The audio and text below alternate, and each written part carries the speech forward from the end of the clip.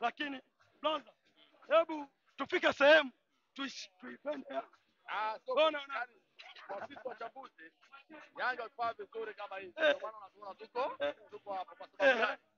Kwa upande wa Tanzania hakuna timu kama Yanga. Yes.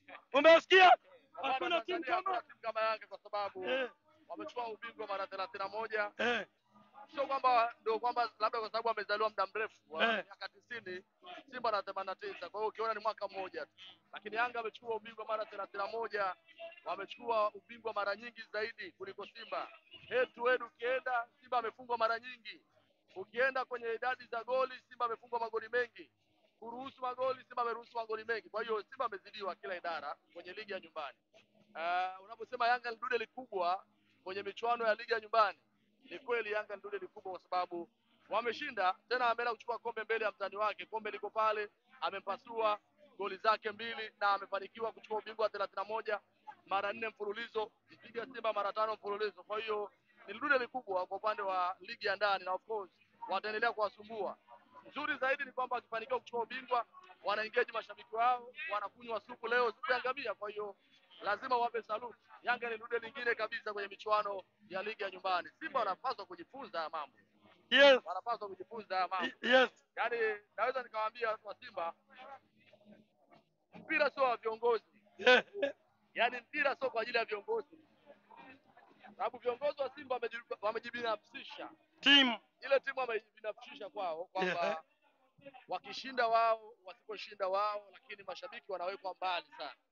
Na hiyo nilikuwa napiga kelele pia hata juzi kwenye kipindi changu. Nilikusikia. Nilikuwa nasema Simba wanawahujumu mashabiki wao. Simba wanawaonea mashabiki wao. Sio mara moja. Mara ya mwisho Simba kuengage mashabiki wao ni 2017. Tangu hapo Simba hawajawahi kuleta mashabiki wapya, hawajawahi kufanya ile kitu fans engagement na mambo kama hayo. Lakini hawezi kuona matukio kama haya pia ambayo Yanga wanayafanya. Kwa upande wao wamekuwa wakichukua ubingwa, utaona li parade tu lidogo limeisha, wameondoka na kombe. Lakini Yanga Africans wakichukua ubingwa ili tukio linakuwa la mwezi mzima. Yaani watakuwa na ikaeka, kwanza watabandika mabango, wataweka mabillboard, wanaweka kwa pesa ndefu, watu watakunywa supu, tutakunywa kahawa. Mimi jana nimemuona ngamia mmoja, lakini nashangaa mashabiki wote wamekunywa supu ya ngamia. Kwa hiyo kwa taarifa, ngamia 3 wameshushwa leo. Shusha ngamia 3. Sasa point yangu ni kwamba unapowaweka mashabiki karibu, timu inapata baraka. Ndio maana unapata mafanikio, kwa sababu dua ya watu wengi siku zote inajibu. Sasa namna ambavyo Yanga wanafanya, ndio maana wataendelea kufanikiwa, kwa sababu wanawaweka karibu mashabiki wao. Na utampongeza pia Dr. Mshindo Mbete Msolo, ambaye yeye alikuwa mwenyekiti wa Yanga kabla mabadiliko ya engineer hajaingia hapa. Yes. Alipita nchi nzima, mikoa yote kwa ajili ya kwenda kufanya fans engagement. Mashabiki wakaanza kujisajili kidigitali. Leo hii mashabiki wa Yanga wanalipia kila mwezi, wanaelewa vizuri.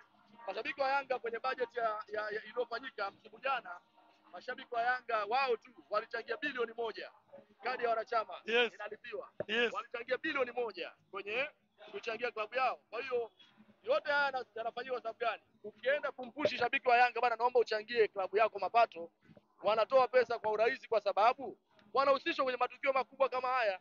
Leo watu wamechukua kombe, wachezaji wamepata bilioni 1 kama bonus.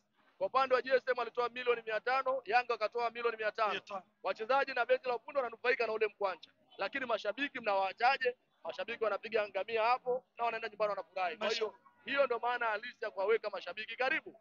Na kwa mantiki hiyo, Simba wana mengi sana ya kujifunza kwa Yanga. Hapa katikati tumewamwagia sana maua.